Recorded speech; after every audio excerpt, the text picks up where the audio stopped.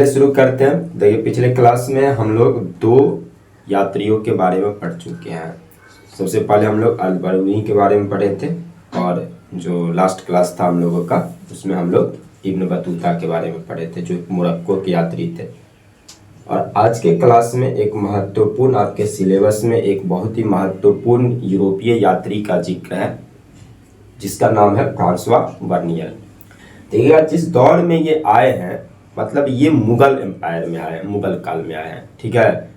और मुगल काल की अगर आप बात करेंगे जब आप 1500 के बाद आइए, ठीक ना, क्योंकि मुगल काल की स्थापना कब हुई है? 1526 ईस्वी में। मुगल काल की स्थापना 1526 ईस्वी में हुई है, जहाँ पे आपको पिछले क्लास में भी हम बताए थे कि सल्तनत काल के जो अंतिम शासक थे कौन? इब्राहिम लोदी। इब्राहिम लोदी को पानीपत के प्रथम युद्ध में 1526 ईस्वी में हराया गया और 1526 ईस्वी में हराने के बाद आपको देखिएगा मुगल एम्पायर को खड़ा किया गया बाबर के द्वारा।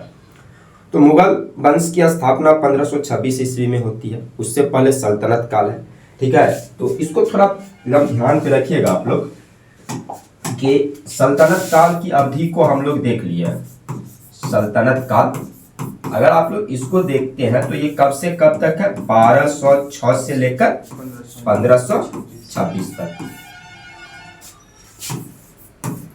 और 1526 के बाद आप देखिएगा कि मुगल काल की स्थापना होती है 1526 में, किसके द्वारा?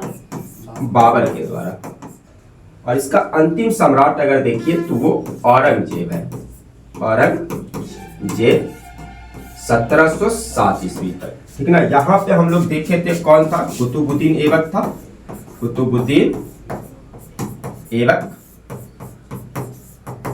और लास्ट में जो था वो क्या था? इब्राहिम लोदी।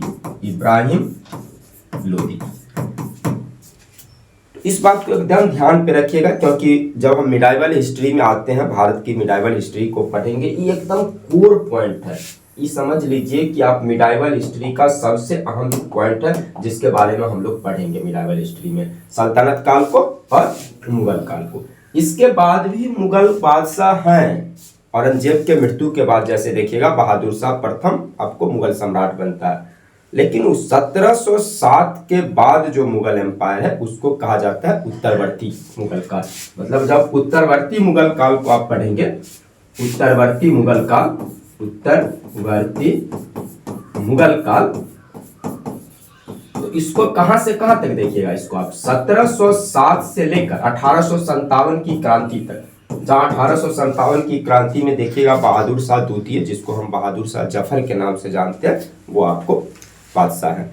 तो मेनली मिडाइवल हिस्ट्री में हम लोग इसी को पढ़ेंगे, सल्तनत काल को पढ़ते हैं और मुगल काल को पढ़ते हैं। सल्तनत काल की टाइम क्या? 1206 से 1526। मुगल काल की समय क्या है? 1526 से 1707 ईस्वी में। और देखिएगा कि 1500 के बाद, चूंकि 1500 तक आपको भारत में एक यूरोपीय शक्ति पहुंच चुकी है। याद कीजिए थोड़ा सा, आप लोग चूंकि पढ़े हुए हैं, मॉडर्न हिस्ट्री पढ़ाए थे आप लोगों को कि पुर्तगाली यहाँ पे 1498 ईस्वी में आए थे। ध्यान पे है ना, वास्को डी गामा। अगर आप वास्को डी गामा को देखिएगा तो पुर्तगाली जो है, पुर्तगाली यात्री, वो आपको यहाँ पर 1498 ईस्वी में आया था। कौन आए थे यहाँ पे? वास्को डी गामा आए थे। कालीकट के बादशाह जो है, जमोरिन जो है, उसका भव्य स्वागत करते हैं। तो यहाँ पे पुर्तगाली आ चुके हैं। और देखिए आप, पुर्तगालियों के आने के बाद कई सारे यात्री जो हैं वो तेजी से भारत आते हैं और व्यापार के सिलसिले में आते हैं। और दूसरी एक और चीज है, थोड़ा कॉन्सेप्ट की बातें समझने का प्रयास कीजिएगा कि ऐसे जो यात्री आते हैं, मतलब जब 15वीं शताब्दी के बाद, यानी 16वीं शताब्दी, जब आप 16वीं शताब्दी में बात करते हैं, 1500 के बाद बात करते हैं, तो देखिएगा उस दौर में जो आने वाले यात्री हैं वो भारत की सामाजिक व्यवस्था पे, भारत की आर्थिक व्यवस्था पे, यहाँ की जो धार्मिक व्यवस्था है उस पे बहुत सारी बातों को लिखा है। जैसे मुगल एम्पायर में आप पढ़िएगा बारबोसा के बारे में, जैसे मनुची के बारे में पढ़ेंगे, ठीक है। ये सब मुगल काल के यात्री सब आपको मिलेंगे। तो इन यात्रियों की अगर यात्रा वृत्तांत को आप पढ़ेंगे या उनके पुस्तकों को पढ़ेंगे, उनके ग्रंथों को पढ़ेंगे, तो पता चलेगा कि उन्होंने भारत की जो सामाजिक व्यवस्था है, जो भारत की क्या कहते हैं आर्थिक व्यवस्था है, जो यहाँ पे रीति रिवाज है, जो यहाँ की धार्मिक व्यवस्था है, या उस दौर के जो मुगल बादशाह जो है वो किस तरह से शासन चलाते हैं, इन तमाम बात का बहुत ही विस्तृत जी वर्णन जो है देखिएगा उन किताबों में उपलब्ध है। हम पिछले क्लास में भी आप लोगों को बताए थे कि जब हम सल्तनत काल का अध्ययन करते हैं या मुगल काल का अध्ययन करते हैं तो ये किताबें जो हैं, ये रचनाएं जो हैं, ये बहुत मदद करती है। चाहे वो किताबुल हिंद की बात करें, या आप देखे थे इब्न बतूता को देखे थे, फ्रांसवा बर्नियर को देखिएगा कि मुगल काल के ऊपर उनकी एक विस्तृत रचना है। तो ये सब कॉन्सेप्ट की बात है। हम लोग आते हैं कि ऐसे ही जब देखिएगा कि चूंकि पुर्तगालियों के आगमन के बाद बहुत सारे यात्री यहाँ पे आए, जो यहाँ की सामाजिक धार्मिक व्यवस्था पे उन्होंने अपनी नज़र दौड़ाई, बातों को लिखा। उसी तरह एक प्रमुख यात्री थे, उन्हीं यात्रियों की लिस्ट में फ्रांसवा बर्नियर। ये फ्रांस के थे, फ्रांस एक यूरोपीय देश है। तो ये फ्रांसवा बर्नियर जो एक फ्रांस के आपको यात्री थे, ये भारत आते हैं। देखिएगा फ्रांसवा बर्नियर के बारे में बताएंगे कि ये एक बहुत अच्छे राजनीतिज्ञ थे, एक अच्छे चिकित्सक थे, वैद्य थे वो, समझ लीजिए एक अच्छे चिकित्सक के रूप में वो यहाँ पे आते हैं, ठीक ना। बहुत अच्छे वो दार्शनिक थे, ठीक ना, एक घुमक्कर प्रकृति के यात्री भी थे। तो फ्रांसवा बर्नियर आज के टॉपिक जो है, हमारी आज की क्लास की जो हमारी मुख्य टॉपिक है वो है फ्रांसीसी यात्री फ्रांसवा बर्नियर, जो मुगल दरबार में आया था, मुगल काल में भारत आता है, ठीक ना। तो उन्हीं के बारे में हम लोग जानने का प्रयास करते हैं। सबसे पहले आते हैं कुछ फ्रांसवा बर्नियर के जीवन की, मतलब सिंपल जो एक परिचय है, सामान्य परिचय कह लीजिए। तो उस सामान्य परिचय को हम लोग समझने का प्रयास करते हैं। पहले क्या है कि फ्रांसवा बर्नियर जो है वो मूलतः अगर आप देखिएगा तो पेशे से एक चिकित्सक थे, क्योंकि यहाँ आएंगे तो चिकित्सक के रूप में ही उनको मुगल दरबार में जगह मिलेगी, एक तरह से समझ लीजिए। तो वो चिकित्सक थे, वो एक राजनीतिज्ञ थे। वो फ्रांसवा बर्नियर को देखिएगा तो वो एक बेहतरीन दार्शनिक थे, एक बहुत ही अच्छे लेखक थे फ्रांसवा बर्नियर, ठीक ना। और यात्री तो थे ही, यात्री तो थे ही। वो यूरोप से आते हैं, ठीक ना। बचपन से ही उनको घूमने फिरने का एक शौक था। तो फ्रांसवा बर्नियर मतलब बहुआयामी प्रकृति के व्यक्ति थे, उन कई सारी चीज़ों का ज्ञान रखते थे वो। और इनका जन्म अगर देखिएगा तो अंजू का गोनार्ड है, वही फ्रांस की बात कर रहे हैं, वहीं पे जॉय नामक, प्रायः इस नाम को याद रखिएगा क्योंकि ये आप लोगों को जब इंटरमीडिएट की आप लोग एग्जामिनेशन देंगे तो वहाँ पे विकल्प जो होगा तो ये नाम ज़्यादा पूछता है, जॉय। तो फ्रांस के सीधे कर देगा, फ्रांस के जॉय नामक। हम थोड़ा सा बेहतर ढंग से आपको बता दिया कि अंजू के गोनार्ड के पास जो है जॉय नामक स्थान पर इनका जन्म हुआ था। और इनका जन्म अगर देखिएगा तो एक साधारण परिवार में हुआ था, एक किसान परिवार में हुआ था। कहा जाता है कि फ्रांसवा बर्नियर के जन्म के कुछ ही दिनों के बाद वो अनाथ हो जाते हैं, यतीम हो जाते हैं, उनके माता पिता का देहांत हो जाता है।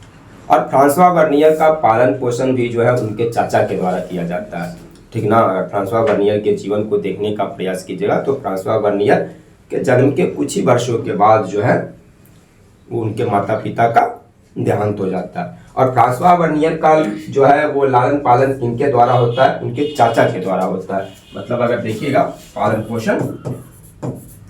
पोषण किसके द्वारा, चाचा के द्वारा। और अगर इनकी शिक्षा दीक्षा की बात कीजिएगा तो 15 साल की उम्र में ये एक पेरिस का कॉलेज था, डी क्लोरमेंट कॉलेज था, ठीक है ना। ये कॉलेज बहुत ही महत्वपूर्ण है, ये पूछा जा सकता है आप लोगों से, ठीक है। खास करके इंटरमीडिएट की परीक्षा में ये सब पॉइंट बहुत ही महत्वपूर्ण बन जाते हैं। De Clermont College Paris. तो फ्रांसवा बर्नियर की जो शिक्षा दीक्षा हुई थी वो इसी कॉलेज से हुई थी, डी क्लेरमोंट कॉलेज पेरिस से उनकी सामान्य रूप से शिक्षा दीक्षा हुई थी। तो एक सामान्य सी इनकी जीवन परिचय हो गई कि इनका जन्म फ्रांस के जॉय नामक स्थान पे हुआ था। एक सामान्य सा किसान परिवार में इनका जन्म हुआ था। जन्म के कुछ ही दिनों के बाद इनके माता पिता का देहांत हो जाता है, वो अनाथ हो जाते हैं और उनका पालन पोषण जो है उनके चाचा के द्वारा किया जाता है, ठीक ना। 15 वर्ष की उम्र में फ्रांस के पेरिस, जो अभी जान ही रहे, ये आपको राजधानी है फ्रांस की। तो पेरिस के डी क्लेरमोंट कॉलेज में वो अपनी प्रारंभिक शिक्षा दीक्षा ग्रहण करते हैं, ठीक ना। एक बहुआयामी प्रकृति के व्यक्ति थे, पेशे से वैसे वो चिकित्सक थे, ठीक ना, लेकिन एक अच्छे राजनीतिज्ञ थे, एक दार्शनिक थे, एक अच्छे लेखक थे वो, ठीक ना। अभी हम लोग देखते हैं फ्रांसवा बर्नियर को। अब देखिएगा इनकी जो जीवन की अहम चीजें जो हम पहले ही बताए हैं कि ये घुमक्कड़ प्रकृति के व्यक्ति थे, घूमने फिरने का घुमक्कड़ प्रवृत्ति के व्यक्ति थे, घूमना फिरना इनकी, जैसे आप याद कीजिए कि इब्न बतूता, उनको एक साहसी यात्री कहा जाता है। उनके जीवन में कई बार उन पे जानलेवा हमला तक हुआ, लूटपाट हुआ, लेकिन यात्रा की जिद नहीं छोड़ते हैं वो। उसी तरह के कुछ लोग होते हैं। तो फ्रांसवा बर्नियर भी आप देखिएगा कि 36 साल की उम्र में जो है पूर्व की ओर, पूर्व का मतलब हो गया कि ये वेस्टर्न कंट्री है, मतलब कि यूरोप, हम एशिया कॉन्टिनेंट में है, तो यूरोप हमसे किधर है, पश्चिम में है, तो पूर्व की देशों की ओर, मतलब एशिया और अफ्रीका की ओर 36 वर्ष की आयु में ये घूमने के लिए निकलते हैं। 36 वर्ष की उम्र में आप देखिएगा कि पूर्व की यात्रा इन्होंने प्रारंभ की, कई सारी देशों की यात्रा की इन्होंने, ठीक ना। जैसे आपने इब्न बतूता को देखा था, लाखों मील की यात्रा उन्होंने तय किया था अपने 30 वर्ष के जीवन में।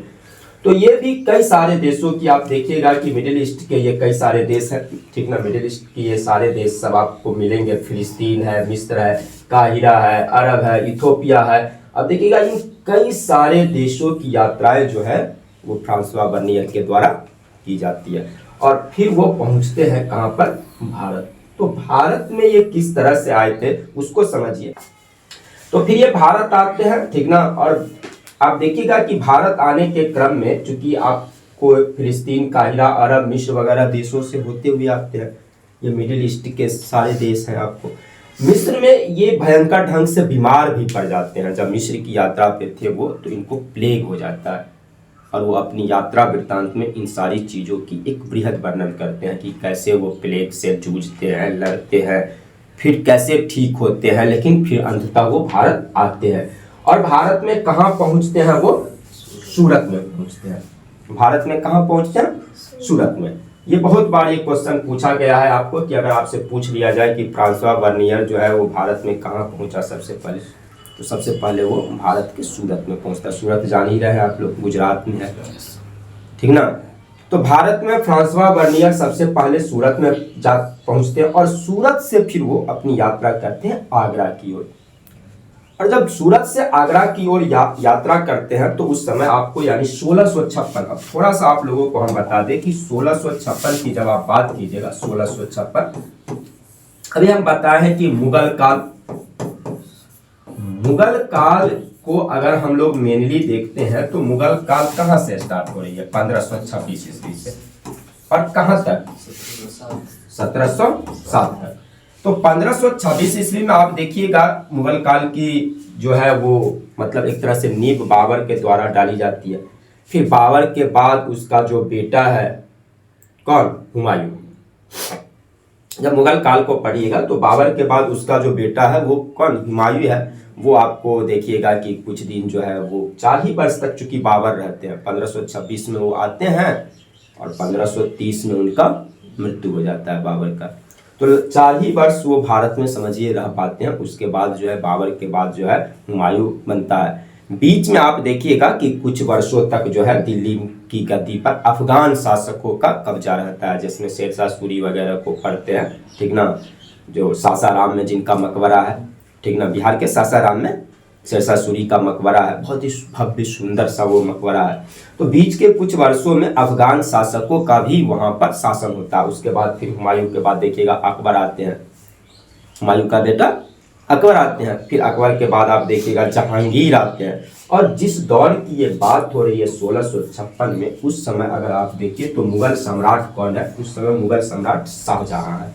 तो कभी आपसे अगर ये पूछ लिया जाए कि फ्रांसवा बर्नियर किस मुगल शासक के समय में आए थे, तो फ्रांसवा बर्नियर जो है वो शाहजहां के काल में आए थे। मतलब फ्रांसवा बर्नियर मुगल शासक शाहजहां के कार्यकाल में भारत आए। समझ रहे हैं ना मेरी बात को? दिक्कत तो बात करेंगे, डिस्कशन करेंगे। तो जिस समय वो यहाँ आते हैं उस समय भारत में आपको शाहजहां का शासन है, शाहजहां के शासन काल में हुआ है, लेकिन डायरेक्ट ऐसा नहीं है कि वो शाहजहां के पास पहुंचे थे।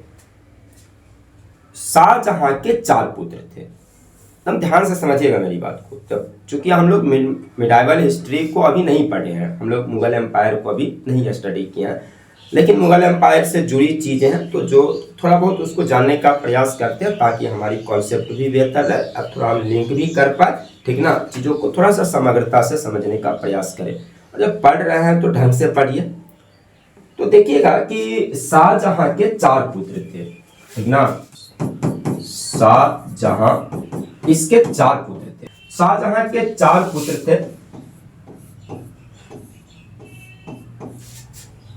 दारा, शुजा, औरंगजेब और मुराद। औरंगजेब और मुराद, ठीक ना। देखिएगा कि जिस समय यहाँ पे फ्रांसवा बर्नियर आया है उस समय शासक कौन है, मुगल शासक कौन है, तो मुगल शासक आपको शाहजहां। और शाहजहां के 4 बेटे हैं। सबसे बड़ा बेटा जो था उसका वो था दारा, ठीक ना। जब आप मुगल एम्पायर को पढ़िएगा तो पता चलेगा कि मुगल काल में जितने भी युवराज सम्राट वगैरह हुए उसमें एक बहुत विद्वान व्यक्ति था दारा। बहुत ही विनम्र व्यक्ति था, विनयशील व्यक्ति था, ठीक ना। वो विद्वान व्यक्ति भी थे, तो कई सारे गुणों से जो है वो दारा परिपूर्ण था। और माना जाता है कि शाहजहां के बाद जो अगला मुगल सम्राट था वो दारा ही बनता।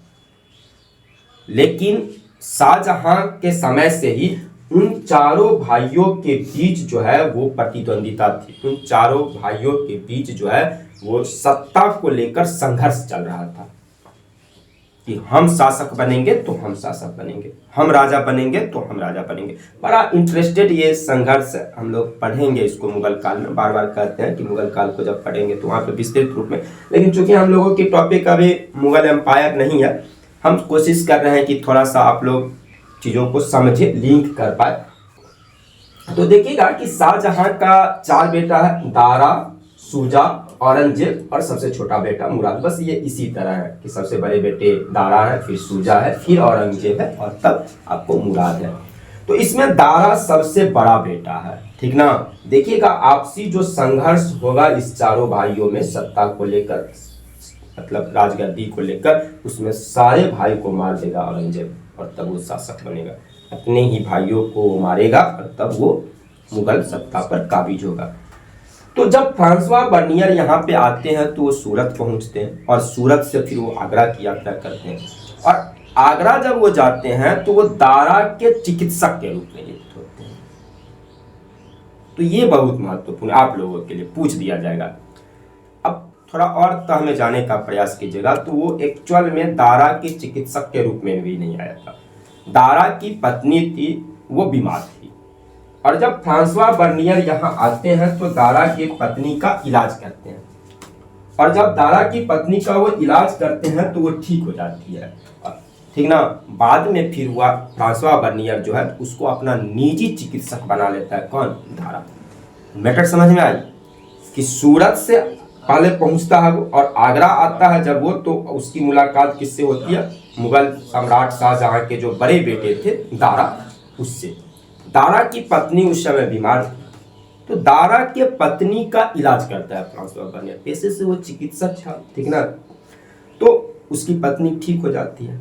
बाद में उससे प्रभावित होकर दारा उसको अपना निजी चिकित्सक बना लेता है, ठीक है। लेकिन होता क्या है कि हम पहले ही बताएं कि दारा, शुजा, औरंगजेब और मुराद, इनके बीच सत्ता को लेकर संघर्ष होता है। और इस संघर्ष के कारण नौबत ये आती है कि दारा जो है वो अपना घर द्वार छोड़ के भागने पर मजबूर हो जाता है, ठीक ना। हालांकि दारा की मृत्यु हो जाती है, उसको मार दिया जाता है। कभी अगर इसके दारा के बारे में पढ़िएगा, दारा शिकोह के बारे में, तो रूह कांप जाएगी कि मुगल सम्राट के सबसे बड़े बेटे की अंत किस प्रकार से हुई है। कभी अगर दारा शिकोह की वो जीवनी को पढ़ लीजिएगा तो आप लोग का रूह कांप जाएगा।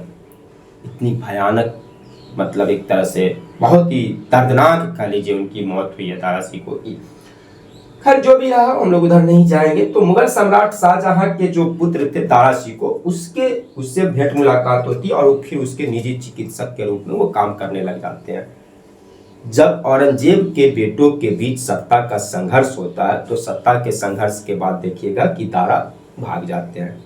और वैसी स्थिति में फ्रांसवा बर्नियर जो थे, फ्रांसवा बर्नियर की मुलाकात जो होती है देखिएगा तो बताया कि एक अर्मेनियाई अमीर था जो मुगल दरबार में रहता था, एक अमीर था, अर्मेनिया का था वो।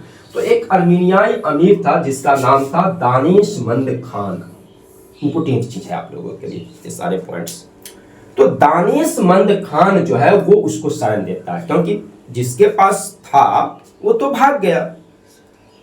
फ्रांसवा बर्नियर तो मुरा उसके दारा के पास था, दारा सिको के यहाँ रहता था, उसका चिकित्सक बन के रहता था। अब जिसके चिकित्सक के रूप में वो वहां है वही भाग गया, उसी की स्थिति खराब है। तो जब दारा सिको भाग जाता है तो फ्रांसवा बर्नियर के लिए भी मुसीबत हो जाती है, वो क्या करेंगे। वैसी स्थिति में यही एक व्यक्ति थे दानिशमंद खान जो अर्मेनियाई व्यक्ति थे, मुगल दरबार के एक अमीर थे, ठीक ना। तो मुगल दरबार में वो उनकी आन जान थी, मुगल दरबार में वो दानिशमंद उससे जुड़े हुए थे। तो वही दानिशमंद खान जो है वो आप इसको किसको, फ्रांसवा बर्नियर को शरण देता है। और यही दानिशमंद खान फिर उसको ले जाएगा कहाँ, मुगल सम्राट, बाद में जब औरंगजेब बनेगा तो औरंगजेब के दरबार में ले जाएंगे। मैटर समझ में आ रही है कि जिस समय फ्रांसवा बर्नियर की हम बात करें तो फ्रांसवा बर्नियर और मतलब शाहजहां है शासक और सूरत में आया था। सूरत जब आया, सूरत के बाद वो आगरा जाता है, वहां पे उनकी मुलाकात किससे होती है, दारा सिको से होती है, ठीक ना। उसकी पत्नी का इलाज करता है, वो ठीक हो जाता है, बाद में दारा सिको का निजी चिकित्सक बन जाता है। और जब दारा सिको का निजी चिकित्सक बन जाता है, लेकिन चूंकि माने शाहजहां के बेटों में दारा, शुजा, औरंगजेब और मुराद में जो सत्ता को लेके संघर्ष चल रहा था, राजगद्दी को लेके जो संघर्ष चल रहा था, उस संघर्ष के कारण दारा सिको घर छोड़कर भाग जाता है। और वैसे स्थिति में एक अर्मेनियाई अमीर जिसका मुगल दरबार से कनेक्शन था, दानिशमंद खान, वो दानिशमंद खान उसको शरण देता है और फिर वही आपको ले जाएगा औरंगजेब के दरबार में ले जाएगा। वहीं पर वो एक बुद्धिजीवी के रूप में, एक वैज्ञानिक के रूप में वो कार्य करते हैं, ठीक ना।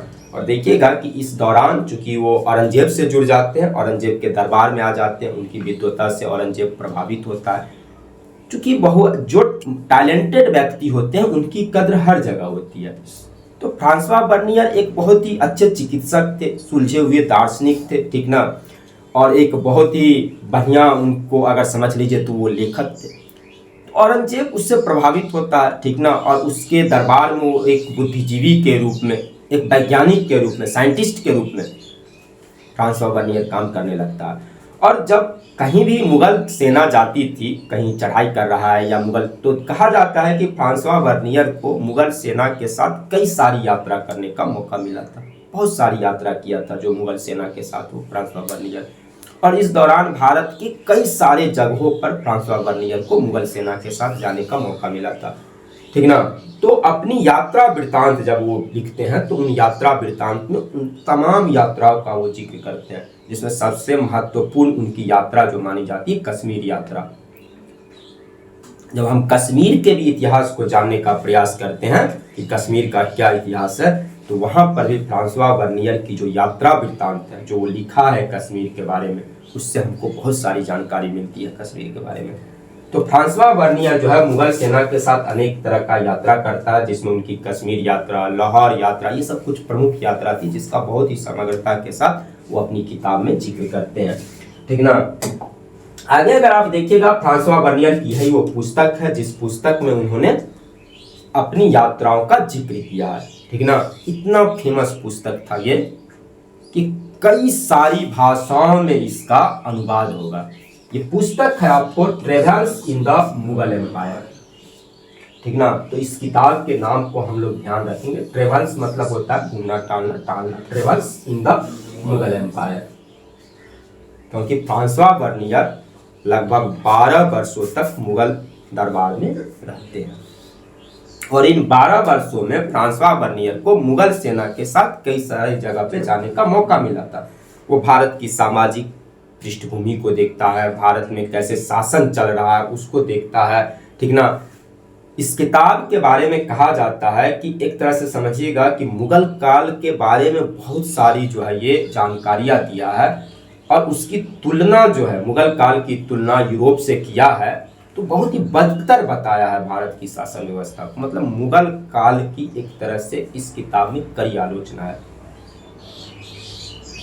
फ्रांसवा बर्नियर की इस किताब में मुगल काल के कई सारे स्वरूप आपको दिखा। तो ये इनकी किताब हो गई Travels in the Mughal Empire, ठीक ना।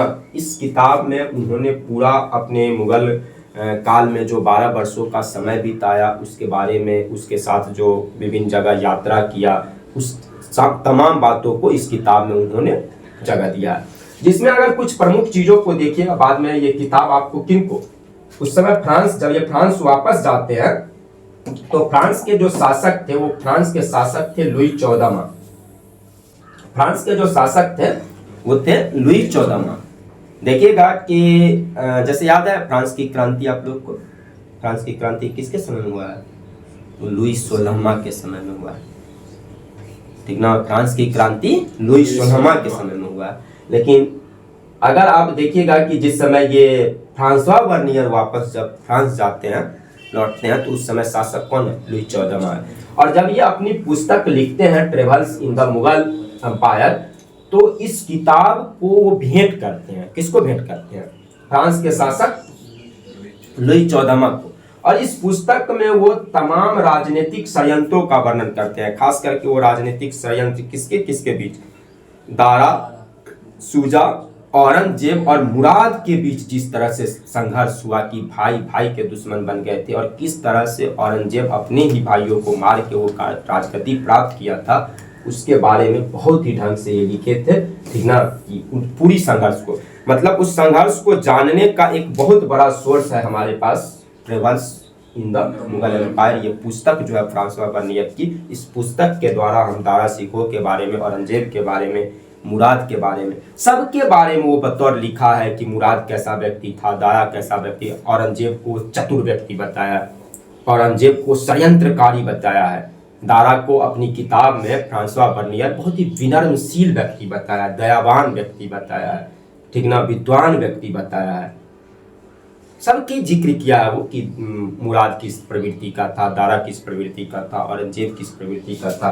और युद्ध की रणनीतियों और तरीकों, जो कि हम बार बार बोल रहे हैं कि फ्रांसवा बर्नियर एक ऐसे व्यक्ति थे जिनको मुगल सेना के साथ कई सारी यात्रा करने का मौका मिला। तो स्वाभाविक बात है कि उस दौरान उन्होंने देखा कि कैसे रणनीतियाँ बनाते हैं युद्ध का। तो युद्ध की रणनीतियों के बारे में, उनके तरीकों के बारे में, शाहजहां के बेटों के बीच जो उत्तराधिकार का युद्ध हुआ था, इन तमाम बातों का उन्होंने इस किताब में वर्णन किया था। अब देखिएगा कि वो अपने जो फ्रांसीसी साथी थे उसमें जो उसको जो पत्र पत्रिका वगैरह भी लिखते थे, जब उनको पत्र भेजते थे तो उन पत्रों में यहाँ के हिंदुओं को गैर यहूदी कहा जाता है। ये क्वेश्चन पूछा जाता है कि फ्रांसवा बर्नियर भारत के हिंदुओं को क्या कहता था? तो गैर यहूदी कहता था, ठीक ना। यहाँ के हिंदुओं को गैर यहूदी कहता था, ठीक है। आगे देखिएगा फ्रांसवा बर्नियर के बारे में, तो कुछ महत्वपूर्ण चीज है उसको थोड़ा सा समझने का प्रयास कीजिएगा। उन्होंने पूर्व और पश्चिम की तुलना की है। उन्होंने भारत की तुलना यूरोप से करके दिखाया है, क्योंकि वो एक यूरोपीय व्यक्ति थे, यूरोप से आए थे, फ्रांस से आए थे, तो वो भारत की तुलना यूरोप से करते हैं, ठीक ना। और वो लिखते हैं, देखिए उन्हीं की ये लाइन है कि अगर यूरोपीय शासकों ने मुगलों का अनुसरण किया तो यूरोप तबाह हो जाएगा। मतलब यहाँ की शासन व्यवस्था से बड़ी खिन्न थे वो फ्रांसवा बर्नियर। यहाँ पे जो मुगल शासन था उस मुगल शासन से वो बड़ी खिन्न थे। उनका मानना था कि मुगल शासन में क्या सब, जैसे कुछ महत्वपूर्ण चीज की बात कीजिए। सबसे पहली बात तो इनका सबसे अहम चीज है कि भारत में निजी भू स्वामित्व का अभाव। तो फ्रांसवा बर्नियर अपनी किताब में लिखते हैं कि भारत में किसी व्यक्ति के पास निजी भूमि नहीं होता था, भूमि होता था शासक के पास। जमीन किसकी थी? जमीन थी मुगल सम्राट का, और वो अपनी सुविधा से उस जमीन को लोगों के बीच बांटता था। इसका यह मतलब नहीं था कि वो जमीन, अब मान लेते हैं हम करण को कुछ जमीन का मालिकाना हक दे दिए, ठीक ना, कुछ XYZ को दे दिए तो उसका हक नहीं हो जाता था, वो जमीन नहीं हो जाता था। जो मालिकाना हक दिया गया है, ठीक ना, जिसको तब तक वो था। ये जरूरी नहीं है कि अगले पीढ़ी के पास वो जमीन रहेगा कि नहीं रहेगा, ठीक ना। तो फ्रांसवा बर्नियर अपनी किताब में लिखते हैं कि भारत के लोगों के पास निजी भू स्वामित्व तो नहीं था। मतलब मेरा अपना व्यक्तिगत भूमि पर स्वामित्व जो है होना चाहिए ना। हम जिस भूमि पे हम रहते हैं, जिस भूमि में हम उपजाते हैं, फसल पैदावार का उत्पादन करते हैं, तो वो भूमि जो है लोगों की निजी नहीं होती थी। वो बताते हैं फ्रांसवा बर्नियर की जमीन जो थी वो सम्राट की थी और सम्राट अपनी सुविधा से उसको देते थे। अब स्वाभाविक बात है कि अगर भूमि पर हमारा मालिकाना हक नहीं है तो हम ढंग से मेहनत भी नहीं करेंगे, तो कृषि पैदावार भी फ्रांसवा बर्नियर बताते हैं कि कम होता था, क्योंकि लोगों को ये नहीं भरोसा था कि हमारी अगली पीढ़ी को वो जमीन मिलेगा कि नहीं मिलेगा। निजी अपना स्वामित्व तो था नहीं जमीन पर, सम्राट का स्वामित्व था, सम्राट का जमीन था वो, ठीक ना। तो ऐसे कंडीशन में क्या होता था कि चूंकि निजी भू स्वामित्व के अभाव में वहां पर कृषि की स्थिति भी बहुत ही खराब थी।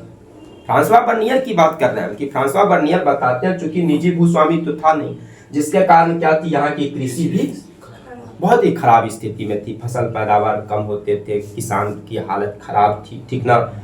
यहाँ के शहरों के बारे में बताया, यहाँ के जो भी शहर है उनको कहते हैं वो शिविर नगर। एक शब्द है, याद रखेंगे, ऑब्जेक्टिव बहुत ही महत्वपूर्ण शब्द है, पूछा जाएगा कि भारत के बड़े बड़े शहरों को वो क्या कहते हैं, शिविर नगर कहते हैं। शिविर नगर इसलिए कहते हैं वो कि फ्रांसवा बर्नियर जो है उनका मानना था कि इन बड़े शहरों में जो मुगल सम्राट के शिविर की तरह होता था। जिन शहरों में मुगल सम्राट एक्टिव रहता था वो थोड़ा विकास किया, अन्यथा कोई भी शहर है वो डिपेंड करता था उसका विकास किस पर, मुगल सम्राट पर। इसलिए उन शहरों को फ्रांसवा बर्नियर क्या कहते हैं, शिविर नगर कहते हैं। और कहते हैं कि शिविर नगरों की जो स्थिति थी बहुत खराब स्थिति थी, ढंग से पीने का पानी नहीं था, दूषित हवा थी। नगरों की अगर बात करें तो दूषित हवा थे। यहाँ तक कि फ्रांसवा बर्नियर यहाँ के लोगों पर भी आक्षेप लगाते हैं, कहते हैं यहाँ के लोग आलसी हैं, काम नहीं करना चाहते हैं। जो शिल्पकार वगैरह है, जो कोई मतलब शिल्प उद्योग से जुड़ा हुआ व्यक्ति है, तो नवीन चीज को जानने के प्रति इच्छुक नहीं है। होता है ना कि जब हम कोई काम करते हैं तो जो आदमी अपनी काम में जितना इंटरेस्ट के साथ काम करेगा, ठीक ना, आपको अपने ही काम के कल कर लेंगे, परसों कर लेंगे, तो ये आलसी प्रवृत्ति, इसका मतलब है कि आप बेहतर ढंग से काम करने वाले लोग। दूसरी बात है कि हम जिस काम को कर रहे हैं उस काम में नए नए इनोवेशन होने चाहिए, नवाचार होना चाहिए। तो वो कहते हैं कि यहाँ के शिल्पकार जो है वो नवाचार ने उसी पुराने लीक पर, पुराने ढर्रे पे हम लोग चल रहे हैं इसी तरह से। तो यहाँ के शिल्पकारों के बारे में भी वो लिखते हैं कि वो आलसी हैं, यहाँ के लोग आलसी हैं, वो काम धंधा ढंग से नहीं करते हैं, उनमें नवाचारों के प्रति जो है वो विशेष इंटरेस्ट नहीं है, ठीक ना, इनोवेशन नहीं करते हैं, रिसर्च नहीं करते हैं, ठीक ना। और इन्हीं कारणों से उनका ये एक कथन है, बड़ा पॉपुलर कथन है फ्रांसवा बर्नियर की। उन्होंने कहा है कि अगर यूरोपीय शासकों ने मुगल शासकों का अनुसरण किया तो यूरोप तबाह हो जाएगा। फ्रांसवा बर्नियर का ये कथन है कि फ्रांसवा बर्नियर कहते हैं कि इतना बड़ा देश, कहते हैं मुगल सम्राट के समय में पूरा मतलब अफगानिस्तान वगैरह एकीकृत पाकिस्तान की बात कीजिए, वो सारा एक देश था और उस पर किसका अधिकार था, मुगल सम्राट का। और देश की स्थिति फ्रांसवा बर्नियर बताते हैं गड़बड़ थी, खराब थी, चिंतनीय थी, इतनी खराब थी कि वो अलर्ट करते हैं कि अगर यूरोपीय शासक जो है वो मुगल शासकों का अनुसरण किया तो यूरोप भी तबाह हो जाएगा, जो उन्नत यूरोप है वो तबाह हो जाएगा। तो अब के साथ भारत की तुलना कैसे किया है, तो लिख दीजिएगा ना कि क्या तुलना किया है, यहाँ के भू स्वामित्व के बारे में, यहाँ के शिल्पकारों के बारे में, यहाँ के कृषि के बारे में, यहाँ के शिविर नगर के बारे में बताया था कि शिविर नगर की स्थिति वहाँ दूषित हवा थी। तो कैसे वर्णन किया है फ्रांसवा बर्नियर ने अपनी किताब में, यूरोप से भारत की तुलना कैसे कंपेयर किया है, ठीक ना, पूर्व की तुलना पश्चिम के साथ कैसे किया है, लिख सकते हैं आप लोग। आगे बढ़ते हैं हम लोग थोड़ा सा। अब हम लोग देखने का प्रयास करते हैं कि बर्नियर के जो यहाँ पे आए थे, उनके कार्यों का प्रकाशन जो है वो कब किया गया था? 1670 से 71 के बीच। ये क्वेश्चन भी आप लोगों से ऑब्जेक्टिव रूप में पूछे जा सकते हैं कि फ्रांसवा बर्नियर के कार्य का प्रकाशन कब किया गया। इसका प्रकाशन किया गया 1670 से 71 में। कहाँ पे? भारत में नहीं। भारत में आप भी सोच सकते हैं कि मुगल सम्राट के खिलाफ में ही वो लिखा है। माने वापस जाते हैं फ्रांस, तो उनकी कार्यों का प्रकाशन जो है वो 1670 से 71 में फ्रांस में होता है। हम बताए थे आप लोगों को कि वो किताब को वहाँ के शासक लुई 14वां को समर्पित करते हैं, देते हैं उनको वो किताब, ठीक है। और देखिएगा कि 1670 से 25 के बीच उनका यात्रा वृत्तांत जो है फ्रांसीसी भाषा में 8 बार पुनः मुद्रित किया गया। आप इस किताब की पॉपुलैरिटी को देख सकते हैं। जैसे एडिशन होता है ना, first edition, second edition, third edition, उसी तरह फ्रांसवा बर्नियर की किताब को मात्र 1684 तक 3 बार ये अंग्रेजी में पुनः मुद्रित किया है। कई सारी भाषाओं में उनका अनुवाद हुआ उस किताब का, अंग्रेजी में, डच में, जर्मनी में, इतावली भाषा में, इन सब का अनुवाद हुआ। इन्हीं किताबों को पढ़ के यूरोप के लोगों को भारत की स्थिति के बारे में पता चला। तो फ्रांसवा बर्नियर की जो ये यात्रा वृत्तांत है, उनकी जो ये किताब है, जो आप देख चुके हैं कि उनकी किताब Travels in the Mughal empire, ये किताब बहुत ही महत्वपूर्ण किताब है, जिसमें पूरे भारत की सामाजिक आर्थिक स्थिति के बारे में वो लिखते हैं। और ये इतना महत्वपूर्ण किताब है कि आपको हम बता ही चुके हैं कि 8 बार तो इसको क्या किया गया, फ्रांसीसी भाषा में पुनः मुद्रित किया, मात्र 5 साल के भीतर। 84 तक में ये 3 बार अंग्रेजी में पुनः मुद्रित किया। इस किताब का डच अनुवाद हुआ, जर्मन भाषा में अनुवाद हुआ, इतावली भाषा में, इटली की भाषा, इतावली भाषा, उसमें, यानी यूरोप के जो भी महत्वपूर्ण देश थे, उन सभी महत्वपूर्ण देशों में फ्रांसवा बर्नियर की इस किताब का अनुवाद करके उसको पढ़ा गया। भारत की स्थिति के बारे में यूरोप के लोगों को पता चला बढ़िया ढंग से, ठीक है। आगे अगर देखिएगा तो एक महत्वपूर्ण चीज है, कॉन्सेप्ट की बात है कि फ्रांसवा बर्नियर की जो ये विवरण थे, फ्रांसवा बर्नियर की जो किताब था Travels in the Mughal Empire, उस किताब के आधार पे वो किताब इतना महत्वपूर्ण किताब था कि बाद के कई सारे दार्शनिकों के लिए भी वो किताब बड़ा मददगार साबित हुआ। जैसे यहाँ पे देखिए, फ्रांसीसी दार्शनिक थे मॉन्टेस्क्यू, बहुत ही चर्चित दार्शनिक थे। जब आप फ्रांस की क्रांति को पढ़ेंगे तो वहां पे भी मॉन्टेस्क्यू मिलेंगे। फ्रांस के बहुत बड़े दार्शनिकों में से माना जाता है मॉन्टेस्क्यू। और मॉन्टेस्क्यू ने जब अपना प्राच्य निरंकुशवाद का सिद्धांत दिया, तो उस प्राच्य निरंकुशवाद के सिद्धांत में उन्होंने फ्रांसवा बर्नियर के उस किताब का हेल्प लिया। उस किताब के अध्ययन के बाद ही, किस किताब की? Travels in the Mughal Empire. उस किताब के अध्ययन के बाद फ्रांसीसी दार्शनिक मॉन्टेस्क्यू जो है वो एक सिद्धांत देते हैं। कौन सी सिद्धांत? प्राच्य निरंकुशवाद की। प्राच्य मतलब हो गया पुराना, निरंकुश मतलब राजा सब कैसे निरंकुश हो जाता है ना। यहाँ पे क्या थे, सारा चीज तो मुगल सम्राट के हाथ में है, और अगर सब कुछ राजा के हाथ में है, आज हम डेमोक्रेसी को जीते हैं, आज हम इस देश में जीते हैं, यहाँ जनतंत्र है, लोकतंत्र है, यहाँ पे हमारे ऊपर किसी व्यक्ति का शासन नहीं है। लेकिन जब हम राजतंत्र के बारे में पढ़ेंगे, मध्ययुगीन के बारे में पढ़ते हैं, जब हम मिडाइवल हिस्ट्री में पढ़ते हैं, तो वो क्या है, बर्बर काल है।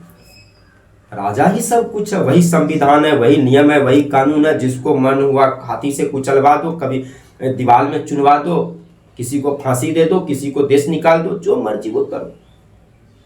तो निरंकुशवाद, कैसे निरंकुशता का जन्म होता है, उसी के बारे में लिखते हैं मॉन्टेस्क्यू जो है, प्राच्य निरंकुशवाद का सिद्धांत देते हैं। बाद में देखिएगा कि ये जो फ्रांसीसी दार्शनिक है मॉन्टेस्क्यू, इनके किताबों का इतना असर पड़ता है फ्रांस में कि वहां पर भी राजशाही था, राजा था, तो राजशाही के खिलाफ वहां पर भी आंदोलन हो जाता है।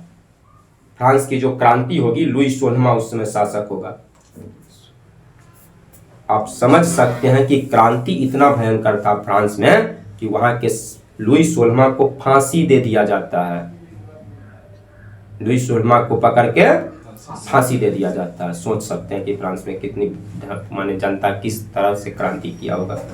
और देखिएगा कि फ्रांसीसी दार्शनिक मॉन्टेस्क्यू जो है वो प्राच्य निरंकुशवाद का एक सिद्धांत देते हैं। उसमें वही बात लिखते हैं कि सारी भूमि पर राजा का स्वामित्व होता था, निजी संपत्ति अस्तित्व में नहीं था। व्यक्ति की संपत्ति है ये नहीं है, किसकी संपत्ति है? राज्य की संपत्ति है, राजा की संपत्ति है, सम्राट की संपत्ति है। तो राज्य की पूरी संपत्ति किसका होता था? राजा का। निजी संपत्ति नहीं होती थी, जिसके कारण क्या होता है, क्या राजा और उसके जो अमीर वर्ग है, मतलब राजा के आगे पीछे वाले जो लोग हैं वो क्या हो गए, उनको छोड़ के सभी व्यक्ति मुश्किल से गुजर बसर करते थे। यही सिद्धांत में बताते हैं मॉन्टेस्क्यू, चूंकि सारी संपत्ति तो राजा के हाथ में है। नतीजा क्या होता था कि राजा और उसके जो आगे पीछे के चंद लोग हैं उनको छोड़ दिया जाए तो और सभी लोगों का गुजर बसर भी मुश्किल से होता था। आप सोच के देखिएगा, कभी आप लोग कल्पना करके देखिएगा, कहीं घूमने जाइएगा तो जो राजमहल सब देखिएगा आज भी, वो राजमहल सब इतने भव्य हैं कि बड़े बड़े अमीर आदमी भी नहीं बना पाएंगे वो। अब सोचिए कितना शोषण करता था उस दौर में राजा सब, कैसे जमा किया होगा उन संपत्ति को। ठीक है, वही चीज का एशिया के बारे में वो लिखते हैं कि एशिया के शासक अपनी प्रजा के ऊपर निर्बाध प्रभुत्व का उपभोग करते थे, जिससे क्या दासता और गरीबी की स्थितियों में रखा जाता है। मॉन्टेस्क्यू लिखते हैं कि एशिया के जो शासक है, अफ्रीका के जो शासक है, वो क्या करता है, एकदम निर्बाधित रूप से दासता में रखता है, गुलाम बना के रखता है अपने प्रजा को। ठीक ना, तो ये राज्य निरंकुशवाद का जो मॉन्टेस्क्यू का सिद्धांत है, उस सिद्धांत में वो इन बातों का जिक्र करते हैं। उसी तरह आप देखिएगा कि कार्ल मार्क्स तो आधुनिक युग के सबसे बड़े दार्शनिक माने जाते हैं। इतने बड़े फिलोसफर, जो पूरा एक आप रूस की बोल्शेविक क्रांति को पढ़िएगा तो कार्ल मार्क्स जो जर्मनी के रहने वाले थे उनकी बातों से ही प्रेरित था। तो कार्ल मार्क्स का आप देखिएगा एशियाई उत्पादन और शैली का सिद्धांत है, इसमें लिखते हैं वो कि भारत और अन्य एशियाई देशों में उपनिवेशवाद से पहले अधिशेष का अधिग्रहण राज्य द्वारा होता था। इससे एक ऐसे समाज का उद्भव हुआ जो बड़ी संख्या में स्वायत्त और क्षमतावादी ग्रामीण समुदाय से बना था। यही इनका सिद्धांत है कार्ल मार्क्स का एशियाई उत्पादन शैली का। ठीक है, डिटेल्स में कभी हम इस सिद्धांत पे कार्ल मार्क्स की जीवनी को बताएंगे तो बहुत डिटेल्स में बताएंगे इन सारी चीजों को। ठीक ना, यहाँ पे ऐसे थोड़ा सा समझने का प्रयास कीजिए कि चूंकि हम लोग का किनको पढ़ रहे हैं, फ्रांसवा बर्नियर। तो फ्रांसवा बर्नियर के जो ये किताब था, Travels in the Mughal empire, ये किताब इतना महत्वपूर्ण किताब था कि उसको अंग्रेजी भाषा में पुनः मुद्रित किया गया 3 बार, फ्रांसीसी भाषा में 8 बार पुनः मुद्रित किया गया, उसको डच भाषा में मुद्रित किया गया, इतावली भाषा में मुद्रित किया गया, जर्मन भाषा में मुद्रित किया। इतना ही नहीं, उस दौर के जो बड़े बड़े दार्शनिक थे यूरोप के, चाहे वो कार्ल मार्क्स की तरह के बड़े दार्शनिक ही क्यों न हो, फ्रांस के मॉन्टेस्क्यू की तरह के बड़े दार्शनिक ही क्यों न हो, उन्होंने भी उन किताबों के अध्ययन के बाद अपने महत्वपूर्ण सिद्धांतों को लिखा। तो ये किताब उन दार्शनिकों के लिए भी उपयोगी साबित हुई। फ्रांसवा बर्नियर की वो किताब, उनकी यात्रा वृत्तांत सबों के लिए बहुत ही उपयोगी साबित हुई। ठीक ना, ये आखिरी चीज, बड़ा एक मार्मिक चीज, ठीक ना, हम आप लोगों को बताए थे कि फ्रांसवा बर्नियर न केवल मतलब औरंगजेब के बारे में, दारा सिकोह के बारे में या मुगल सम्राट के बारे में ही लिखा है, बल्कि वो हर चीज पर लिखा है, जो जो वहां पे देखा उन्होंने भारत में। और इन्हीं में से एक वृत्तांत है, हम लोग जानते ही हैं कि हमारे देश में सती प्रथा व्याप्त था। कितनी क्रूर व्यवस्था है, सोच के देखिए, एक ऐसी व्यवस्था जिसमें पति के मर जाने के बाद हम ये मान लेते हैं कि पत्नी के जीवन को जीने का हक ही समाप्त हो गया, उसको भी पति के चिता के साथ जबरन जिंदा जला दिया जाता था। इतना क्रूर, तो मतलब दैत्य का काम, राक्षस, कितना जुल्म। सोच के देखिए कि पति मर गया तो इसका मतलब है किसी के जीने की जीवन ही समाप्त हो गई, जीने का अधिकार छिन गया। हमारे देश में तो इसी तरह का व्यवस्था था ना, सती प्रथा तो यही था ना कि पति के मृत्यु के बाद पत्नी को जीने का कोई हक नहीं बचा है, इसीलिए उसको भी जिंदा उस चिता के साथ जला दिया जाता था। और फ्रांसवा बर्नियर इस बारे में लिखते हैं सती प्रथा पर, बहुत ही मार्मिक एक उदाहरण देते हैं वो। हालांकि वो लिखते हैं कि उस दौर में जो कोई मर जाता था, किसी का पति मर जाता था, तो कई सारे ऐसे भी महिलाएं होती थी जो खुशी खुशी मौत को गले लगा लेती थी। लेकिन अक्सर बहुत ही भयानक ढंग से उनको किसी प्राणी को जिंदा जलाना, इससे ज़्यादा निर्ममता, इससे ज़्यादा क्रूरता, इससे ज़्यादा अमानवीयता और हो क्या सकता है कि आप किसी को जिंदा। ऐसे ही एक घटना का वो जिक्र करते हैं कि लाहौर में वो देखे कि एक सती जिसको जिंदा जलाया गया, उस सती उसको अपनी किताब में वो लिखते हैं कि बलि दे दिया। हमको ऐसा लगा, मतलब वो फ्रांसवा बर्नियर बोलते हैं कि हम कुछ कर नहीं पाए, हमको इतना मतलब दुख है उस बात का कि हम कुछ नहीं कर पाए, लेकिन हम जब देखे तो मेरा कलेजा फट गया एक तरह से। एक कन्या की समझो बलि दे दिए। उसी घटना का ये एक बहुत ही मार्मिक चित्रण है। वो लिखते हैं कि लाहौर में एक बहुत ही सुंदर अल्पवयस्क विधवा, वो बताते हैं कि उसकी उम्र लगभग 12 से 13 बरस की रही होगी, बड़ी सुंदर एक लड़की थी, ठीक ना, जो विधवा हो गई थी। इसके पति की मृत्यु हो गई थी। लाहौर की घटना है, लाहौर की जिक्र कर रहे हैं वो कि लाहौर में हम जब थे तो एक अल्पवयस्क, 12, पहले क्या होती थी, बहुत कम उम्र में विवाह कर दिया, विधवा हो गए। तो कहीं कि वो एक सुंदर सी लड़की थी जो लगभग उसकी कमोबेश उसकी उम्र 12-13 वर्ष ही रही होगी, और वो विधवा हो गई थी। तो उसको क्या किया गया कि उसकी बलि होते हुए देखा, मतलब उसको जिंदा जलाया गया, समझिए। और कैसे, उसी का वो जिक्र करते हैं कि इस भयानक नर्क की जाते हुए वो असहाय छोटी बच्ची जीवित से अधिक मृत प्रतीत हो रही थी। उसको क्या किया था, महिलाओं ने घेर रखा था, ठीक ना, उसके, ठीक ना, व्यथा का वो कांपते हुए बुरी तरह से रो रही थी। वो बच्ची जिसको आप जलाने के लिए ले जा रहे हैं, उसको क्या पता कितनी सेंस, 12 वर्ष की एक अबोध बच्ची, वो कांप रही थी, कांपते हुए रो रही थी। ऐसा लग रहा था कि वो मृत हालात में है। और उसको क्या किया गया, 3-4 ब्राह्मण, एक बूढ़ी औरत, उसे अपनी आस्तीन में दबा लिया था, घेर लिया था नुका के, ठीक ना, उसको ले जा रहा था। और क्या किया गया, उस लड़की को उसी चिता पर बैठा दिया गया, उसके हाथ पैर बांध दिए गए ताकि वो भाग न सके, और जिंदा जला दिया गया। इस घटना की जिक्र करते हैं वो कि जबरन घातक स्थल की ओर ले गए, लकड़ियों पर बैठाया, उसके हाथ पैर बांध दिए गए ताकि वो भाग न सके, और इसी स्थिति में उस मासूम प्राणी को जिंदा जला दिया गया। वो लिखते हैं कि मैं अपनी भावनाओं को दबाने में और उनके कोलाहलपूर्ण व्यर्थ के क्रोध को बाहर आने से रोकने में असमर्थ था। फ्रांसवा बर्नियर बताते हैं कि मेरे जीवन का बहुत ही, इतना हमको अंदर से क्रोध आ रहा था लोगों पर कि हम करें तो करें क्या। हमको लग रहा था कि हम कंट्रोल नहीं कर पाएंगे इस क्रोध को। एक मासूम प्राणी को हाथ पैर बांध के जिंदा जला दिया। उस तो सती प्रथा कितना भयानक प्रथा था, आप समझ सकते हैं फ्रांसवा बर्नियर के इस मार्मिक चित्रण में। तो यही है फ्रांसवा बर्नियर की जीवन वृत्तांत है, ठीक ना। अगर आप इसको ध्यान से देखेंगे तो पता चलेगा कि बहुत बड़े वो यात्री थे, एक महान यात्री थे, महान दार्शनिक थे, बहुत अच्छे चिकित्सक थे। तो ये उम्मीद करते हैं कि आप लोग ढंग से समझे।